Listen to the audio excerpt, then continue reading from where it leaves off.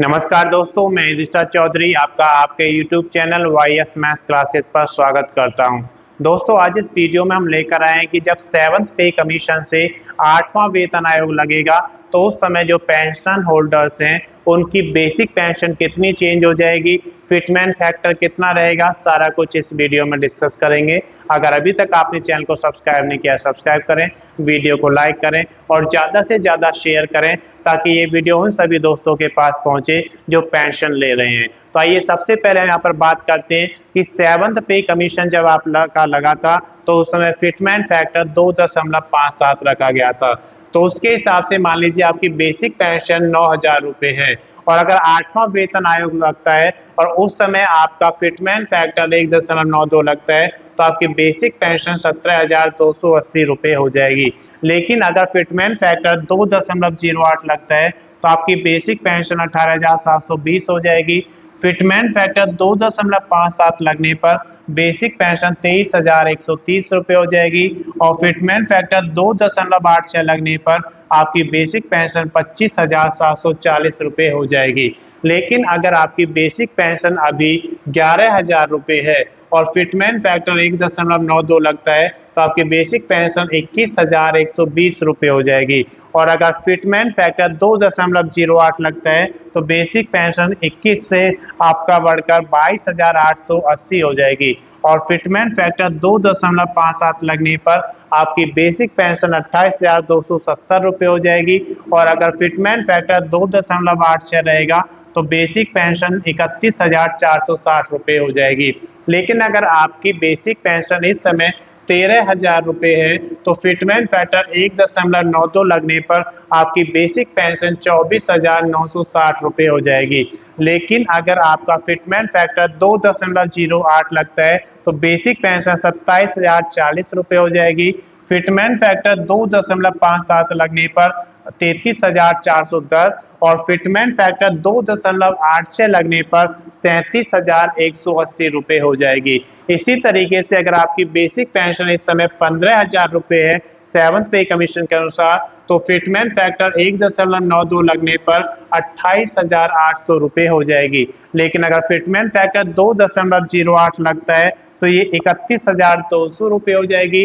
Fitment factor 2.57 लगने पर 38,550 रुपये हो जाएंगे। लेकिन अगर फिटमेंट फैक्टर इससे ज़्यादा लगता है 2.86 तो 42,900 रुपये आपकी बेसिक हो जाएगी। बेसिक पेंशन इस समय 17,000 रुपये है और फिटमेंट फैक्टर 1.92 लगेगा तो 32,640 रुपये हो जाएंगे। लेकिन अगर फिटमेंट फैक्टर 2.08 रहता है तो आपकी बेसिक पेंशन 35,360 रुपये हो जाएगी।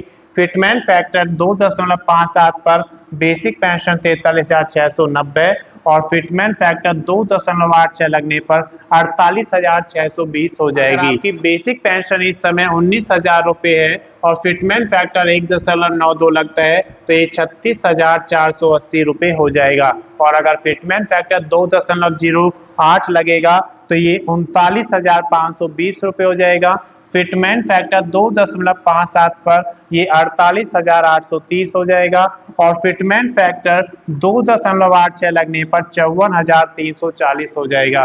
लेकिन अगर आपकी इस समय जो बेसिक पेंशन है वो 21,000 रुपये है तो आपका फिटमेंट फैक्टर 1.92 लगने पर 40,320 हो जाएगी। अगर फिटमेंट फैक्टर 2.08 लगता है तो ये बेसिक पेंशन आपकी 43,680 हो जाएगी और अगर फिटमेंट फैक्टर 2.57 रहेगा तो 53,970 हो जाएगी और फिटमेंट फैक्टर 2.86 पर ही 60,060 रुपये हो जाएगी।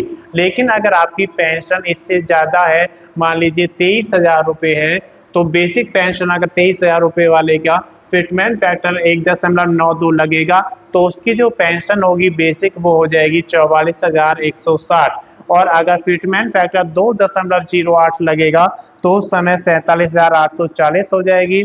2.57 फिटमेंट फैक्टर पर ये बढ़कर 59,110 हो जाएगी और अगर फिटमेंट फैक्टर 2.8 रहेगा तो ये 65,780 रुपये हो जाएगी। इसी तरीके से आप देख सकते हैं कि अगर आपकी बेसिक पेंशन इस समय 7th पे के अनुसार 25,000 रुपये है और फिटमेंट फैक्टर 1.92 लगता है तो आपकी बेसिक पेंशन 48,000 रुपये हो जाएगी। और अगर फिटमेंट फैक्टर इससे ज़्यादा लगता है 2.08 पर 52,000 रुपये बेसिक पेंशन हो जाएगी।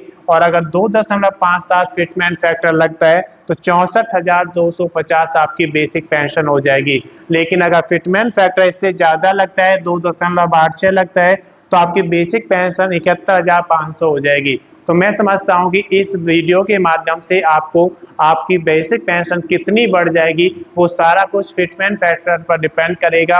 पिछला फिटमेंट फैक्टर जो था वो 2.57 था, तो इसमें सबसे ज्यादा जो अनुमान है वो 2.86 का लगाया जा रहा है। अगर अभी तक आपने चैनल को सब्सक्राइब नहीं किया, सब्सक्राइब करें, वीडियो को लाइक करें और ज़्यादा से ज़्यादा शेयर करें ताकि ये वीडियो उन सभी दोस्तों के पास पहुंचे जो पेंशन भोगी हैं। धन्यवाद।